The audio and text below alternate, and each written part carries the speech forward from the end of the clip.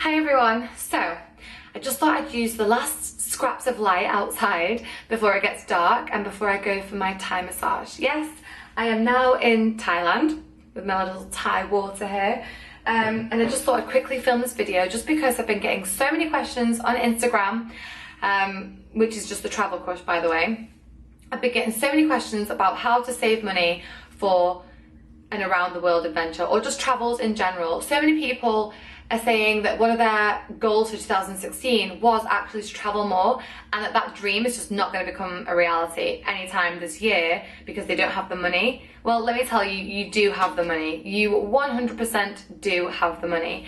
That's an excuse, and we all are brilliant at making excuses. I know that I was. It's important to remember that one, often things do fall into place, and that you will be fine. And two, plan. I've got 5 tips here to help you plan your around the world adventure and to help you save for it as well.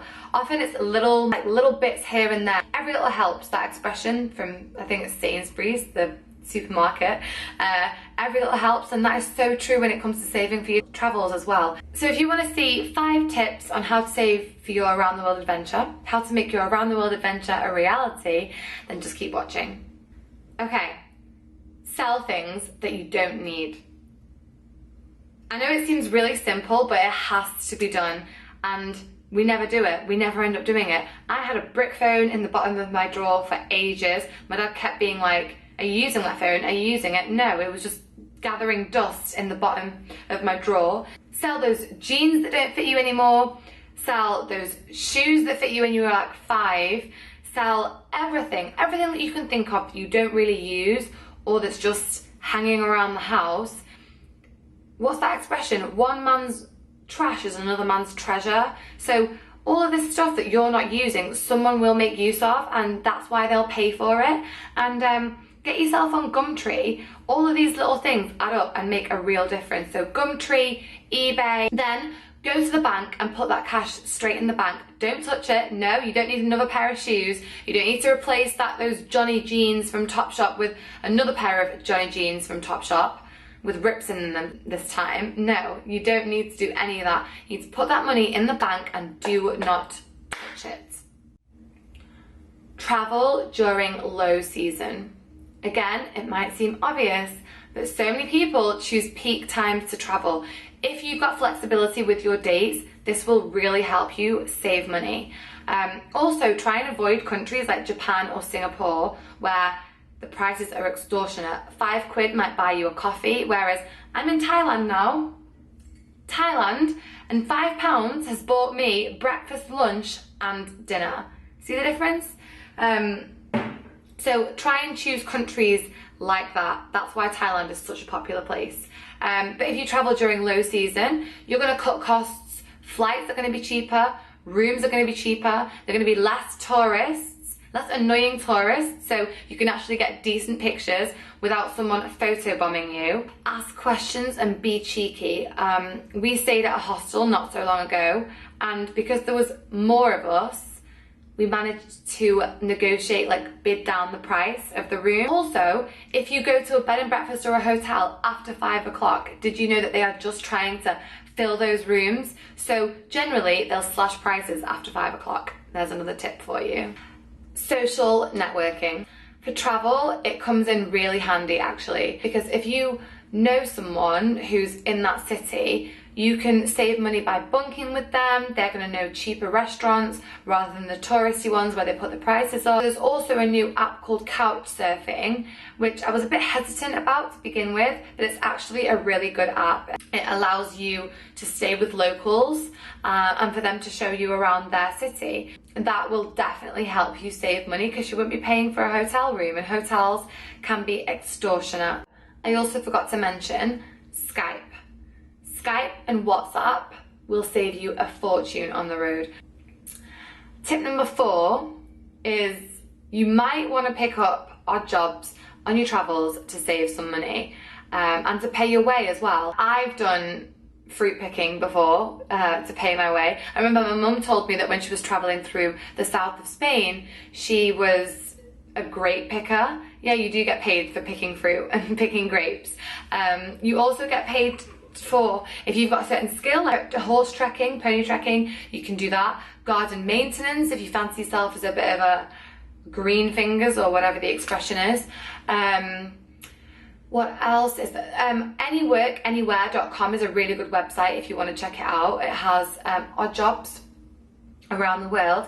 Also, if you're a girl, there's a community of female travellers, and that's called Global Travels, and I was looking through some of the jobs and they had some really good jobs on there. You can be an au pair as well, which is basically like a babysitter, but you live in the house with your host family, so you live in the house and you get paid. So you get free accommodation and you get paid. That's a pretty good deal, I say. So yeah, there's so many options, but I think it's important to keep up some kind of job while you're traveling, or else you can find that you're running out of funds, and that is never fun. And my fifth and final point on how to save money on your travels is maybe house sitting is for you. I know it sounds a bit creepy, a bit scary. I was like, oh my God, I might get a psychopath like opening the door and I'm supposed to house sit for them. But it's not like that. Basically, sometimes people, generally well-off families, might need someone to look after their house, water the plants, walk their dog while they're away. And if you're flexible with your dates of travel and you're flexible with the timings, then that might be for you. You might be able to walk the dog or feed the fish or whatever it is, and stay rent-free in a gorgeous city somewhere in the world. I mean, that's a pretty good deal, I think. If you fancy house sitting, maybe try Gumtree. There's advertising on Facebook. Also, Craigslist, mindmyhouse.com, and what was it? housecarers.com. I'll link it all down below for you. So these are options. There's so many options when you're traveling. Often the greatest barrier to travel is in your own head. It's just taking those first few steps, you know, because it is a big deal. I mean, I was freaking out and I was panicking about what if this goes wrong and what if this goes wrong. And you just need to tell yourself, yeah, okay, there are going to be things that are going to go wrong. But you know, you just think, I am going to regret more of what I didn't do than what I did. You know, at least I can say I did it, and at least I've experienced it and I've got the story to tell and I'm going to learn from it. Whereas, I mean, how exciting is your life going to be if you just sit in your house scrolling through Instagram of my Instagram's full, I follow so many travelers, so mine's full of these people going on amazing adventures. And I remember I was just sat working in a hotel, checking people in for their gorgeous holidays, and I was just stuck there doing the same thing every single day. I was like, this is not my life. This cannot be my life. I have to do something to change it. So I did, so I changed it. And now I'm traveling. And now I'm in Bangkok, I'm in Thailand, filming this video for you. So yeah, I would say that. I would also say, honestly, your wildest, most amazing adventure is just around the corner.